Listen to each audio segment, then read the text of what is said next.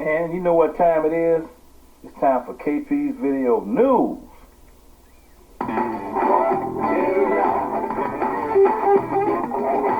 KP Video News, y'all.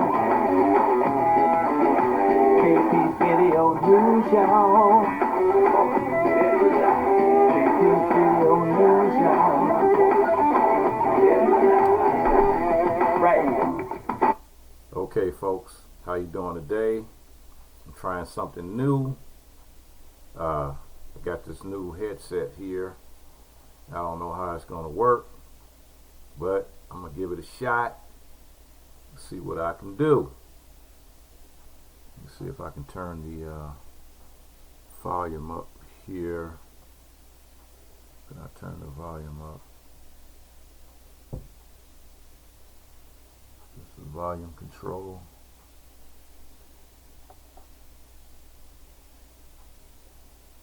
Oh well, I'll figure it out. Slowly, oh, okay, slowly but surely. Alright, yeah, alright, I'm raising the volume now. Alright. Okay, folks, here we go. Like I said, I'm trying something new. I hope it works. Hope it works well. Hope it sounds good. I can't really tell. I won't be able to tell until I review the video. Anyway, on with the show. I'm gonna start this off with saying this is a Copwatch episode.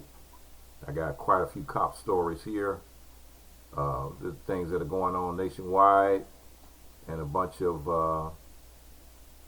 bad apples out there. That's what they keep calling them. But hey, bad apple, bad barrel. Anyway, this man, it was a man, says he was handcuffed when an officer shot him multiple times. And Montgomery, Alabama man was hospitalized with gunshot wounds, alleges that the police officer shot him while he was handcuffed. A claim that the city says is not accurate. Tadera Harris came into contact with Montgomery police officers on October 17th outside a home in the 400 block of Glade Park. Officers were responding to a call about a domestic disturbance. At some point during the encounter, Harris was placed in the handcuffs, according to a lawsuit filed on his behalf. He then began walking away from one of the officers and continued to do so despite commands to stop, says his attorney. Harris was then shot multiple times, wounding his stomach, back, shoulder, both hands, according to the lawsuit filed in circuit court earlier this month. An investigation into the shooting was passed on to the State Bureau of Investigation with the Alabama Law Enforcement Agency. When asked for comment, no response was given by the time it was given by the Alabama Law Enforcement Agency. And the city denies the claims in the lawsuit. The information has been presented is not accurate, a spokesperson for the city stated, and it also said the city cannot comment further as ongoing investigation has been referred to the State Bureau of Investigation. So if you can't give a comment, then why did you give any comment at all? Anyway, McPhillips said he took statements from two witnesses, a neighbor and a woman at the home, both of whom said Harris was handcuffed at the time of the shooting. He also stated his client's wounds as evidence to support the claims. How else could he be shot virtually in the same place with on both hands, wrists, except that they were clasped as with handcuffs? The lack of transparency on the part of the Montgomery Police Department borders on cover-up. If they are so sure of their position, then why don't they show the public and you the whole body cam video, what the body cam video shows? It's unclear how long the investigation could take regarding the shooting, and the city has yet to file its response to the lawsuit. So there you go. There you have it. There you have it.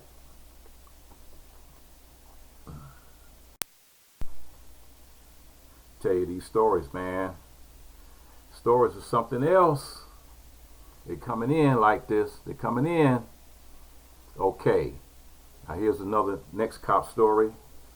It says the New York District Attorney throws out 60 convictions due to lies from convicted police officers. In the process of rooting out corruption in the New York Police Department, the District Attorney in the New York City has successfully petitioned a judge to throw out 60 convictions because the police officers lied in several cases. At a virtual hearing on Monday, Queens District Attorney Melinda Katz successfully petitioned a judge to erase 60 convictions linked to casing involving 3 NYPD officers found to have committed crimes and fabricated evidence in other cases previously. Earlier this year, the office was informed of a list of New York police officers who were convicted of crimes which were related to serious misconduct in regard to their law enforcement duties. Upon receipt of this information, they made a commitment to review the Queens cases in which the officers were the essential witnesses and take appropriate action. The step they've taken is the first in an ongoing and systematic review, said Katz in a written statement. And 60 vacated cases involved the police work of 3 former New York Police Department detectives who were later convicted of various crimes.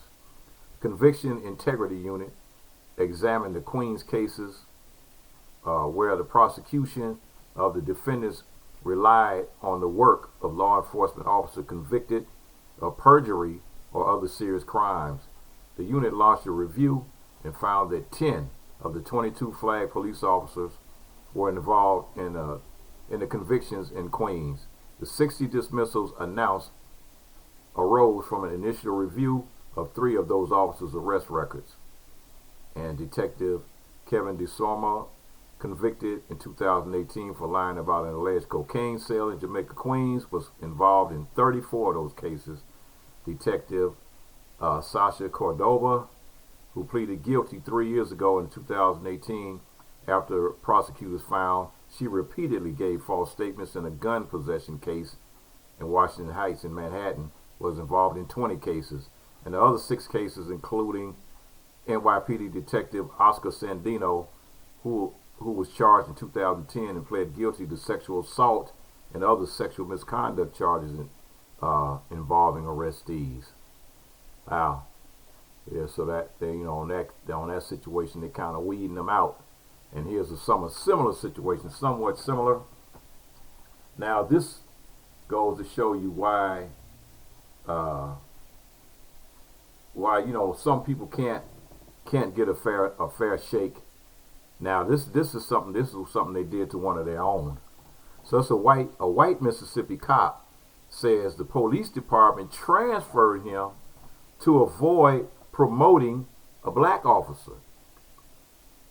And the city of Tupelo, Mississippi is settling a lawsuit by a white former police lieutenant who claimed he was moved to block the promotion of a black officer. Michael Russell's lawsuit was dismissed by a federal judge Wednesday because it is in the process of being settled, making it the 4th settlement in 6 years involving the city's police department. According to Russell's lawsuit, department leaders blocked his well-renowned community outreach work to avoid promoting Officer Tiffany Gillian. This was one of the series of cases where outstanding police officers have been severely mistreated. Things were not done in the officer's best interest and in the best interest of the city. For many years, Russell has been director of the City Police Athletic League, one of the department's best-known community initiatives, and the league used sports and recreation to connect with children in the community, particularly black kids from lower-income families, and associated. Russell testified that he did not want his transfer in 2018 to a vacant leadership position in the patrol division. His lawsuit contended that he was given the job to keep it away from Gillian, then a patrol division sergeant. She has been given that position after filing a lawsuit and a complaint with the Equal Opportunity Employment Commission. So she did eventually get the job. And I'm telling you, man, telling you, this is a bunch of way out stuff going on here, folks. It's way out, way out. So here's another one, pretty similar to the last one. After a surveillance video, this is Ohio, it showed a white Ohio police chief leaving a Ku Klux Klan note on a black officer's raincoat made national news. The identity of the black officer remained a mystery.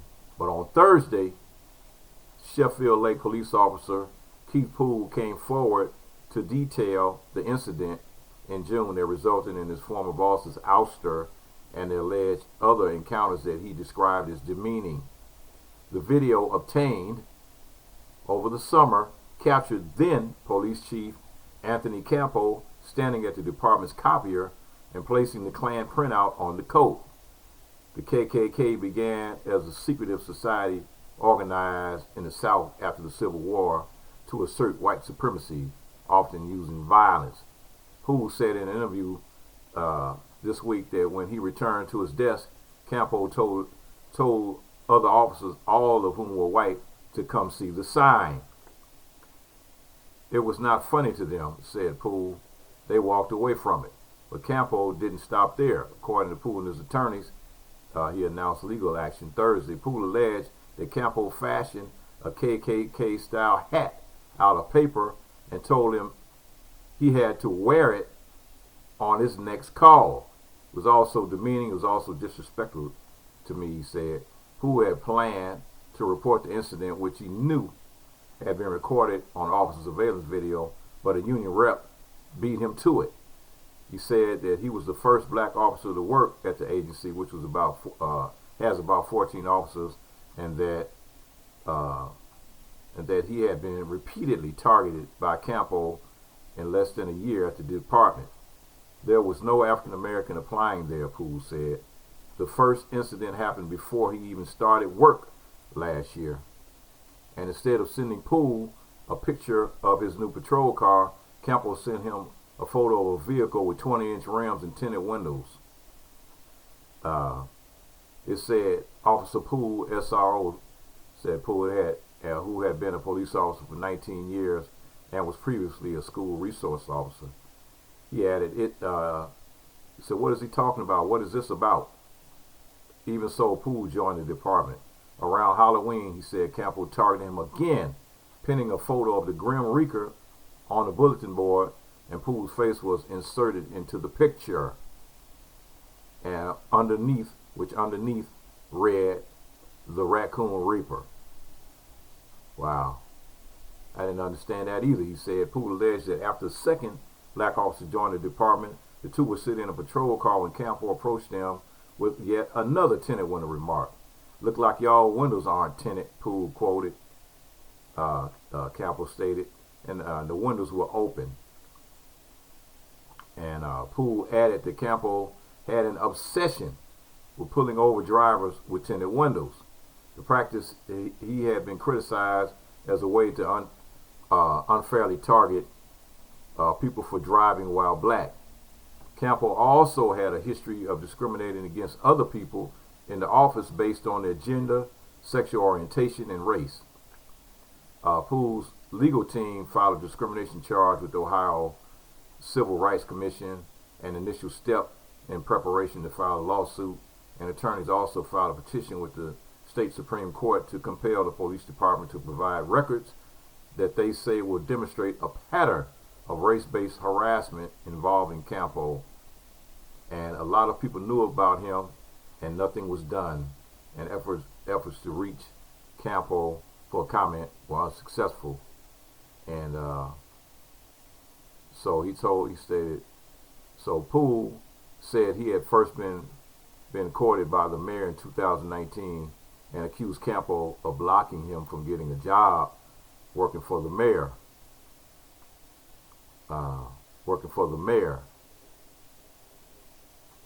Yep, Campo blocked him from getting a promotion So this guy, he ended up getting getting fired anyway.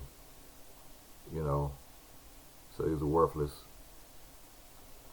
You know, it's just one of those kind of situations, man, that people have to go through all this unnecessary madness. And so here's our last cop heavy story of the day. 2, not 1 but 2 Oklahoma police officers that used tasers. They tased an unarmed man over 50 times are convicted of murder. Convicted. Last week, Oklahoma jury returned guilty verdicts against 2 former policemen who killed an unarmed man in 2019 after tasering him 50 times.